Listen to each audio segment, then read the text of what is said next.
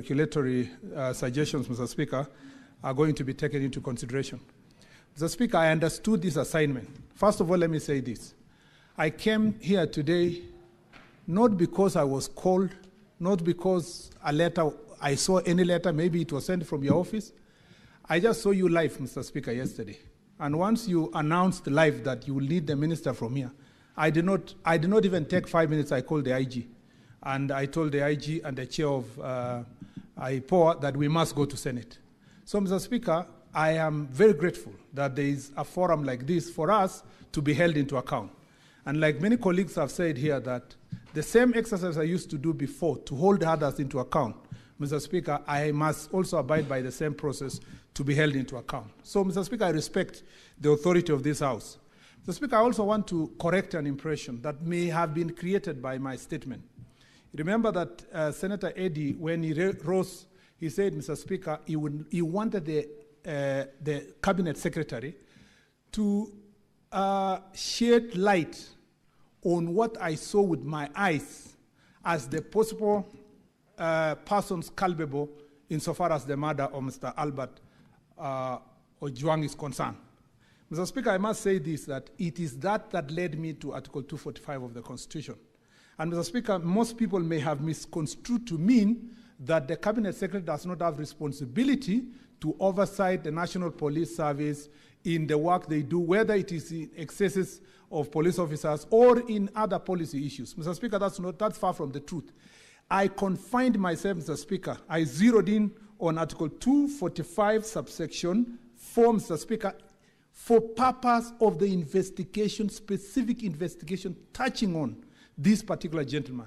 Mr. Speaker, it will be a violation of our Constitution if, as a Cabinet Secretary, Mr. Speaker, I would now arrogate myself a responsibility contrary to Article 245(4) of the Constitution, where when an investigation is done, if it is suspected that a senator has committed an offense, and as a Cabinet Secretary starts saying, I call the IG and tell IG, go arrest so-and-so, investigate so-and-so, charge so-and-so, the people of Kenya under Article 245 of the Constitution wanted to remove the possibility of any person, not just the Cabinet Secretary, a senator, a president, and any other person would direct investigations into any matter outside the authority of the National Police Service and the Inspector General himself. That is why the only exception given, Mr. Speaker, is the office of the DPP, who can give directions to the IG to carry out investigations. So I want to correct that impression. It doesn't mean that I don't have an eye to make sure that there's a policy framework where police brutality must be dealt with in the country, that we must deal with issues related to abductions, Mr. Speaker, that we must deal with issues, Mr. Speaker, that are related to extrajudicial killings, among others. That is a responsibility that not just the Cabinet Secretary, but also the National Security Council, as everybody has said here, carries out an oversight responsibility on that matter. I want to correct that impression because I saw everybody was riding on that particular section of Article 245. And if I may read again, Mr. Speaker, it says that no person may give a direction to the Inspector General with respect to the investigation of any particular offenses or offenses, the enforcement of the law against any particular person or persons. But enforcement of the law generally, I can give directions policy-wise.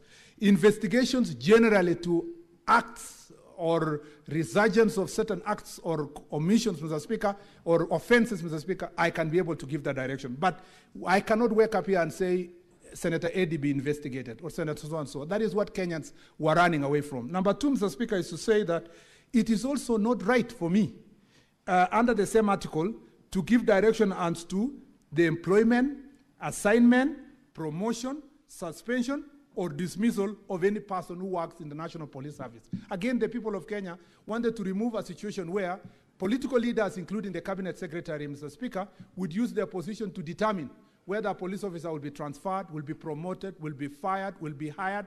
Mr. Speaker, that was the intention of the people of Kenya, to insulate the National Police Service and to make sure that it's an independent institution.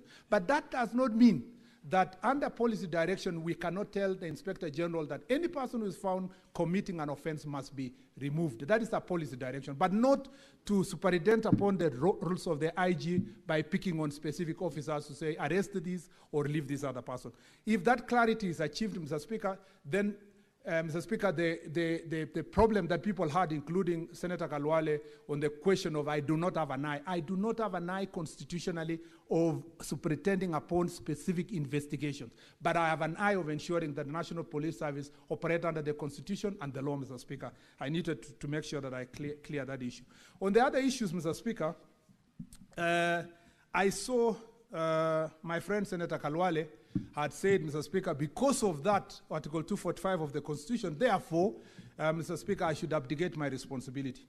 Mr. Speaker, like has been said by many senators here, Senator Ojwang, Senator Kio, Mr. Speaker, on my position, and they have said what I did when I was in this House. My position has never changed, Mr. Speaker. I am as, like the Caleb in the Bible said, I am as strong as I was 5 years ago. Mr. Speaker, my position on the issues of brutality, my position, Mr. Speaker, on anything extrajudicial killings, my position, Mr. Speaker, on matters abductions remain the same position I had in this office, in this Senate. Mr. Speaker, let me say how. Mr. Speaker, when I go to office, I made sure that on the question, and you know, some people speak as though I've been in this office for 6 months. Mr. Speaker, I'm not yet even 6 months since I joined this office, but I'm glad that many people have expectation in me. I know even of a particular senator, Mr. Speaker, who never even waited for 2 months, whose natural national chorus is Murkomen must resign, Murkomen must be fired. Mr. Speaker, even when I was 2 months to the office, that was the song he was singing. Mr. Speaker, I am used to that song. But the point I want to make is that as a cabinet secretary, Mr. Speaker, when I go to office, I know, Mr. Speaker, for sure that there were challenges in our National Police Service. Mr. Speaker, in any case, the statement you have asked me to come and answer today, if it were not for the issue of Albert Ojwang, is in relation to last year's unfortunate incidents that happened on 25th of June. Mr. Speaker, where a number of cases are under investigations. Mr. Speaker, a few years ago, the question of Baby Pendo. Mr. Speaker, a few years ago, the question of Koome. Mr. Speaker, I disclose here that lawyer Kimani was my friend. I knew him. Mr. Speaker, in all those investigations, Mr. Speaker, the Independent Police Oversight Authority did their job. Even as Senator Metu was saying, there might be a cover-up. In the case of Senator Kimani, because I follow, Wakili Kimani, in that particular case, Mr. Speaker, there was an attempt to cover up. But, Mr. Speaker, because of the work that IPOA did, 6 police officers are now, Mr. Speaker, on the queue waiting to be hanged because of what they did to kill a lawyer, Mr. Speaker, whose job was only to defend his client. Mr. Speaker, therefore, there is enough precedent to deal with matters that are related to police brutality and extrajudicial killing.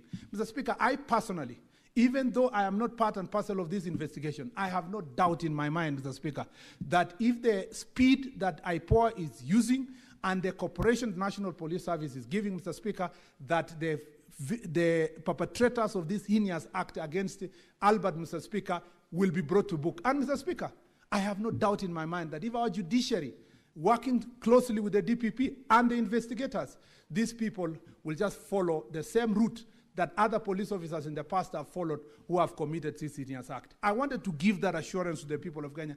And the Kipchumba of that time is the same one. Mr. Speaker, I went to Nakuru. Brian Odhiambo, his mother confronted me because Brian Odhiambo was kidnapped and taken to, I think it was National Park. Mr. Speaker, the investigations have stopped. The arrest was not happening. But, Mr. Speaker, when I came back, I told the investigation authorities it is your responsibility to make sure that those who have participated in the kidnapping of Brian Odhiambo must be brought to book. Mr. Speaker, as a result of that pressure I put in as a cabinet secretary, those people were charged in the court in Nakuru.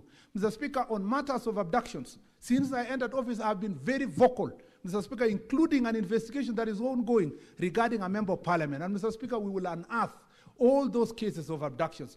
Mr. Speaker, when we came to office, even though I was not a cabinet secretary, Mr. Speaker, the president gave directions to the country during campaign and after we came to office, that it does not want to see extrajudicial killing, it doesn't want to see bodies in River Yala, it doesn't want to see bodies in River Tana, it doesn't want to see bodies in Abadeas of people who have been abducted and killed. Mr. Speaker, we may not have exterminated completely these criminals who are doing these acts, but Mr. Speaker, I can tell you there is no systematic or planned such acts in government. And Mr. Speaker, there is not by accident that as this administration came to office, there are no bodies that are found in River Yala or River Tana, Mr. Speaker. Why? Because we took a stand position, Mr. Speaker, and we'll continue in that direction. And Mr. Speaker, I am glad that now we enjoy this level of democracy and freedom to speak. Even those who presided over the ministry when bodies were floating in River Yala, Mr. Speaker, now have the freedom to call us into order. And Mr. Speaker, it is because they know this is a government that is responsive to the things that the people of Kenya are asking for. And I want to assure the nation that I am the same Kipchumba who was a valiant soldier in this house. I will use the same vigor, Mr. Speaker, to exterminate all kinds of, Mr. Speaker, criminal activities within the police. And the police know. And I have told them clearly, in all the forum, Mr. Speaker, I established what is called Jukwaa la Usalama. In this Jukwaa la Usalama, all the OCSs attend the meeting. In every county, Mr. Speaker, we've completed coast and eastern 14 counties. Mr. Speaker, in all those forums, I want to assure the House that as a cabinet secretary, I have told the police officer in no uncertain terms that anybody who is going to be found to carry out such kind of extrajudicial killing will carry their burden. Let me come to the specific questions, Mr. Speaker, that touched on me. Number one, Mr. Speaker, Mr. Speaker, that was the first question by Senator Kalwale. Mr. Speaker, there is Senator Ojwang asked, Mr. Speaker, about, again, and I've responded to that question generally about my record and so forth. Mr. Speaker, on the extrajudicial killings, Senator also Ojwang asked, Mr. Speaker, whether I have given any policy directions related to, Mr. Speaker, this issue of Mr. Speaker, how to handle an arrested person. Mr. Speaker, if you look at the, let me just refer to this. If you look at the police standing orders, Mr. Speaker, at the moment, Mr. Speaker, and I don't want to read so that I give time to everybody to respond, because it's a long list, maybe I'll table later. The police standing orders already prescribe and provide, Mr. Speaker, how to handle a police officer, including before you book in, not a police officer, a suspect. Before you book in a suspect, you must confirm that he was in good health or not, Mr. Speaker. And those regulations. Honorable Senators, he has just said he will table, but yes, he wants to pick a few statements from yes, before he does that. So, Mr. Speaker, it says that the guidelines, Mr. Speaker, require that you must determine the health and general conditions of the suspect. Every arrested person shall be granted police bond and bail at the earliest opportunity. All suspects must undergo mental and physical health screening at the time of booking. The suspect must be immediately booked upon arrest and entry record in the occurrence book. All movements of the suspect into and out of the cell must be recorded in the OB. And if you had the investigations that are ongoing, they are telling us when he was booked in, when he was removed, Mr. Speaker, and that will assist the IPOA in the investigations, that occurrence book. Mr. Speaker, police cells must not be overcrowded. Space per detainee must conform to minimum standards. The booking officer must inform the suspect of their basic rights. Communication must suspect all this. It is not the absence of the legal framework or policy directions that led to the killing of Mr. Albert Ojwang, Mr. Speaker. It is blatant disregard of the law and the Constitution. And that's why we are not coming here to give excuses that it is in the absence of a policy direction from the ministry. No, Mr. Speaker, it is just blatant disregard. If you see how that gentleman was beaten, Mr. Speaker, the person who did it is an animal. And it calls upon all of us to say that that person must face justice, and it at the shortest time possible, Mr. Speaker. And therefore, there is absolutely no reason on my side, Mr. Speaker, to try to hide anything, Mr. Speaker, because that investigations, as I said earlier, covering other previous police officers have led to them being held into account. Mr. Speaker, Senator Mungatana asked the question of training of police officers on the questions of human rights. I must confirm here that there has been progressive growth in terms of training of police officers. However, Mr. Speaker, the truth is that because of lack of resources, Mr. Speaker, our police officers, last training they have is the day they were recruited, Mr. Speaker. Only those in the higher cadre, Mr. Speaker, and all who sometimes get to go to promotion get to be trained, but a large number of our police officers do not get to go through this promotion. And therefore, one of the things that the National Police Service has been pushing, and we will push with them, and I'll help them push this issue, is to make sure that budgetary allocation is provided, Mr. Speaker, to ensure that the police get money to continuous training and updating their knowledge on human rights. Mr. Speaker, it's also expected that when you punish perpetrators like this, Mr. Speaker, it was always expected that we would send a message to others.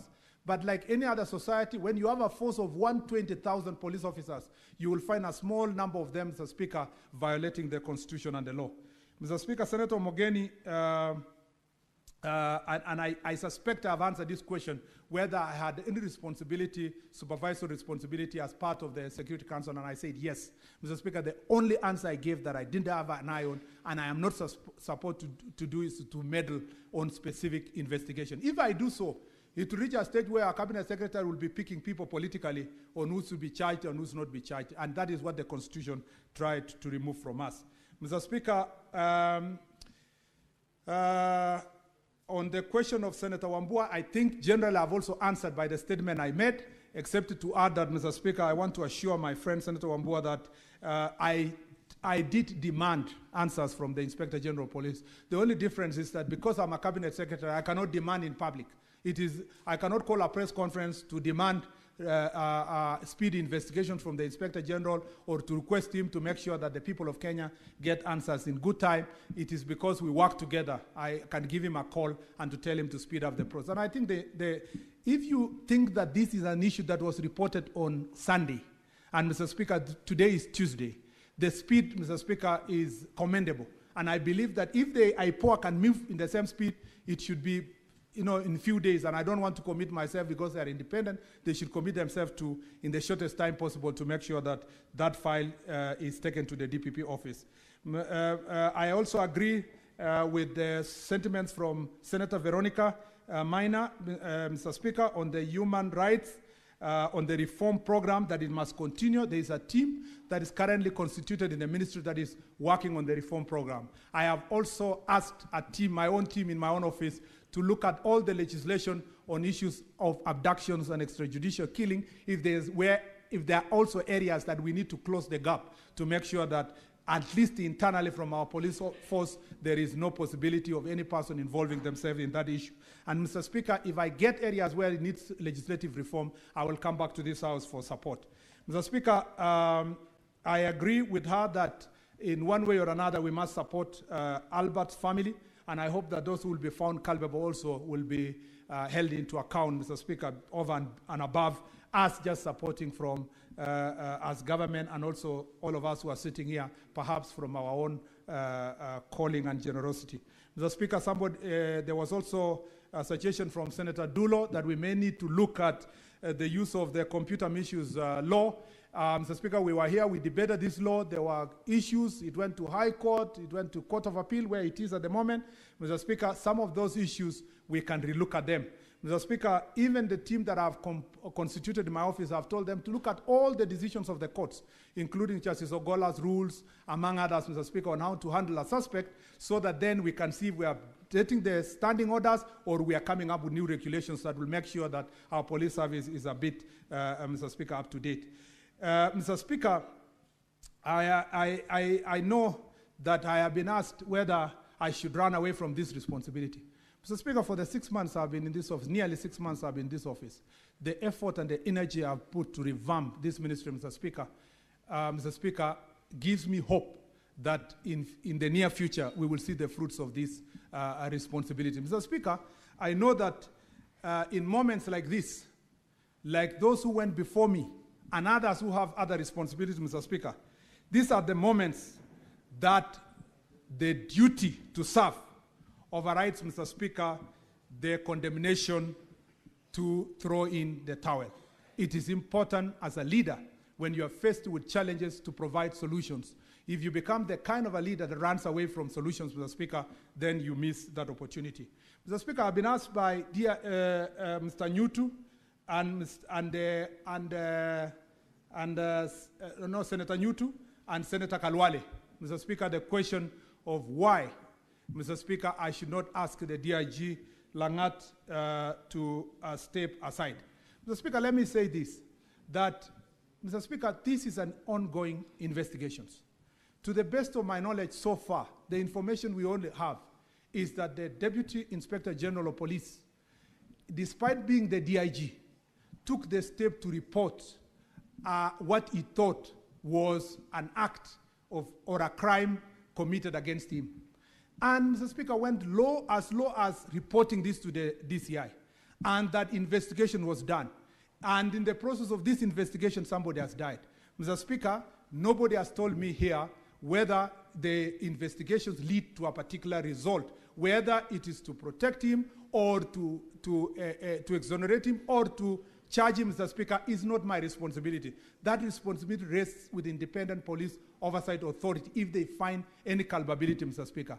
The rule of law demands from all of us, God forbid, should a senator here, at the rank of minority leader, for example, report a case to the police and the suspect is arrested and dies in custody, God forbid that the minority leader, someone will say he must take responsibility.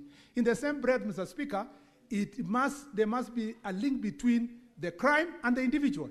And therefore, Mr. Speaker, I will ask IPOA, and as I said earlier, as the Cabinet Secretary, I will not play a role in pushing for a particular person to be charged or a particular person to be exonerated. The evidence must lead to the suspect, Mr. Speaker. And when we are going for anybody, it must be based on evidence. Otherwise, if we lose that rule of law, people will be taking advantage of such occasions to do the same. Mr. Speaker, ask yourself, I was here in this chamber, Mr. Speaker, when as I said, my friend Kimani was abducted by police officers and killed in Machakos. Mr. Speaker, I was here when the case of Pepe Pendo happened. I was here when Koome happened.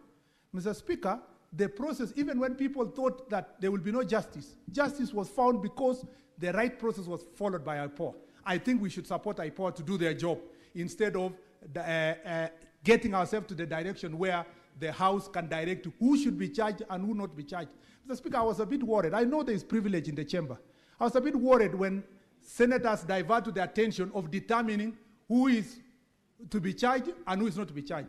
Mr. Speaker, it violates the same Article 245 of the Constitution and affects the question of rule of law. What we should be demanding is that every person who will be found culpable, led by the evidence, must be brought to book, regardless of the position, regardless of his relationship with anybody. Mr. Speaker, and the last thing was, there was something to do with reforms again. And to close in, Mr. Speaker, I wanted to assure Senator Haji.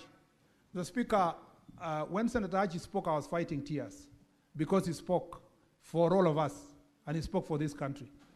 Mr. Speaker, the life of Albert Ojwang is as painful, Mr. Speaker, as the life of Father Alois, who was killed by criminals. It's also as painful as the life of that person killed in Garissa. It's the same as the ones who died in Todonyang where I visited recently, Mr. Speaker. So, Mr. Speaker, in the national security architecture, we take every life seriously. We are glad that there is an opportunity today to discuss the question of the life of Mr. Albert Ojwang. I do not take it away from those who brought it to this chamber.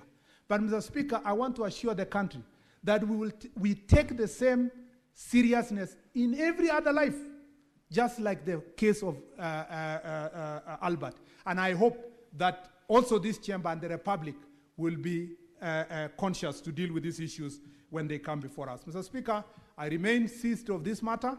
I will remain accountable to this House, and therefore, Mr. Speaker, I'm ready and willing to ensure that I respond to all the questions that this chamber. Mr. Speaker, in any case, in the statement I was going to bring to this House, there are also very weighty issues about abductions and police brutalities and citizens killing during protests last year. And I believe that, Mr. Speaker, when we get the time to come back again, these issues will have to be ventilated based on the responses that we are going to bring to this chamber. I thank you, Mr. Speaker.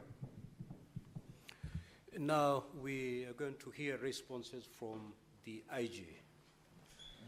IG, you mentioned the name of the senator and the question and proceed to respond so that we save on time. Thank you very much, Mr. Speaker, sir. The honorable members